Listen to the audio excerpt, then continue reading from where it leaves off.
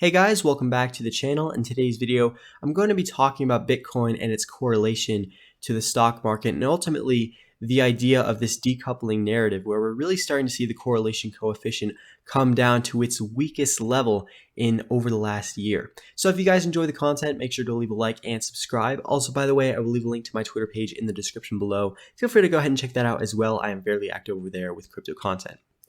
So this decoupling narrative sort of gets thrown around jokingly, where a lot of people like to point at it on the day-to-day time frame, where say if Bitcoin is up and the S&P is down, they would point to that as the decoupling. But again, we're really talking about this longer term correlation and specifically on the weekly chart, where basically what happened was we saw with Bitcoin, we had a very strong correlation to the S&P and to the stock market on this way down, on this big leg down. We saw the S&P really just take a hit in 2022, and that was sort of dragging Bitcoin and the cryptocurrency market down with that high and positive correlation.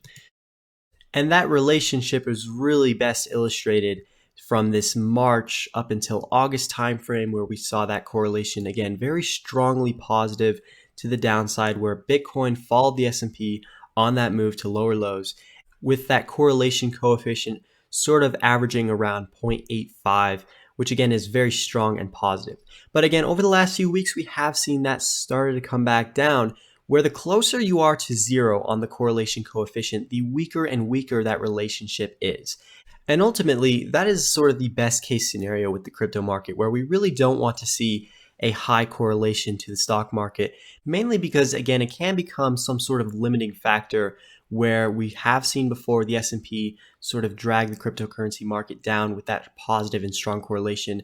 And we've also seen time and time again throughout Bitcoin's history where it's had some pretty remarkable moves and some pretty phenomenal rallies where it wasn't really highly correlated to the S&P. So basically right here, I'm looking at the first leg up after the bottom in that 2018 cycle. We had that move from 3,400 all the way up to $14,000.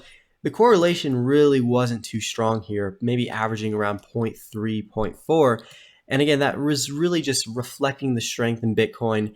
And if we go back here to the S&P in 2019 during that time frame, you can see it really wasn't doing too much.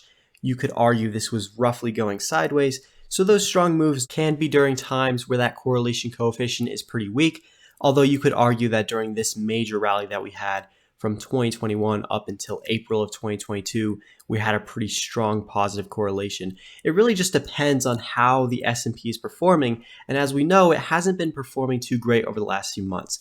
And in general, it would be better if we can just have sort of a different investment vehicle as opposed to an asset that just mimics the other markets.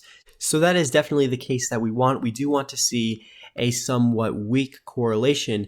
And the fact that we're really getting that off this move from the bottom is a great sign for me, because going over here to the S&P, we're seeing a pretty big red weekly candle. We're having a high from back here in November where it hasn't really done a whole lot. Meanwhile, Bitcoin has had that pretty big surge. So that is working in our favor, and we're starting to see that decoupling narrative come true and come to fruition.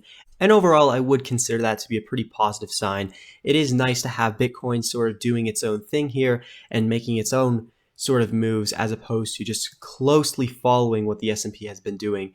So if we do continue to see this correlation coefficient hang around these very weak levels, we could see a scenario which Bitcoin has formed a longer term cycle low and the S&P actually continues on its decline and potentially forms another deeper low in that next few months, March timeframe. So definitely watch out to that. And if we do have that move, I think that's going to attract a lot of interest in investors into the cryptocurrency market, where investors are starting to seek some sort of different market that is holding up with a little bit more relative strength compared to the rest of the assets. So I hope you guys did enjoy the content and the analysis. By the way, make sure to check out my Twitter page. I'll leave a link to that in the description below. As always, I hope you guys enjoyed, and I'll see you in the next one.